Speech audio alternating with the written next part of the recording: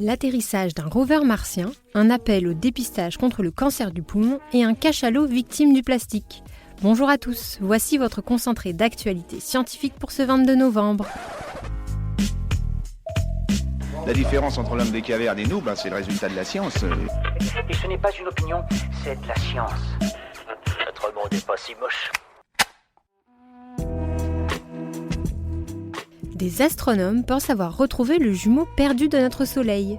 L'étoile se trouve à 184 années-lumière de la Terre et a la particularité d'être très similaire à notre astre, en termes de taille, de composition chimique, mais aussi d'âge.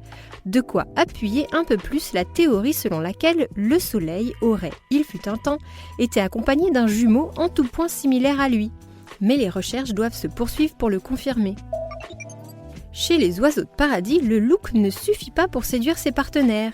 Une nouvelle étude révèle pour la première fois que les femelles seraient attirées par une vraie combinaison de facteurs, comprenant l'aspect physique certes, mais aussi la façon dont les mâles chantent, dansent et même où ils choisissent de faire leur cours.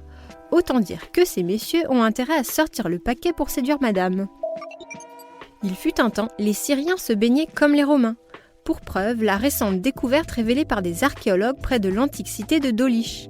Ils ont mis au jour les vestiges de bains publics remontant au 2e ou 3e siècle de notre ère. Une structure extrêmement rare, décorée de mosaïques, que les habitants auraient désertée à cause des guerres et crises économiques. Le cancer du poumon doit faire l'objet d'un dépistage organisé. C'est le plaidoyer récemment émis par des spécialistes qui ont dévoilé les résultats d'une étude menée sur 15 000 individus considérés à haut risque.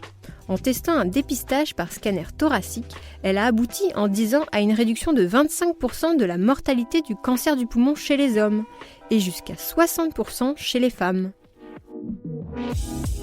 Super, j'adore. Alors écoute-moi bien, je vais essayer d'être clair avec toi. Ouais, génial. C'est officiel, la NASA a choisi le site d'atterrissage de son futur rover martien. Au total, pas moins de 60 lieux différents étaient en lice. Mais c'est finalement au niveau du cratère G0 que l'engin de mars 2020 atterrira. La zone a été choisie pour son terrain géologiquement riche, qui pourrait aider à répondre à certaines questions importantes sur l'évolution et l'astrobiologie de la planète rouge. Comment les chats font-ils pour nettoyer leur fourrure avec leur langue ? Mystère résolu. En scrutant l'appendice, des chercheurs ont découvert l'existence de minuscules papilles creuses et rigides. Au nombre de 300, elles sont conçues en forme de cuillère, ce qui permet aux matous de retenir l'eau et de mouiller avec leur salive la base de leurs poils. Découverte dramatique en Indonésie. Lundi, un cachalot de 9,5 mètres s'est échoué sur une plage du sud-est du pays, et son estomac a révélé une triste piste sur les causes de sa mort. Les autorités y ont trouvé pas moins de 115 verres en plastique, 25 sacs, des bâches en lambeaux et même des tongs.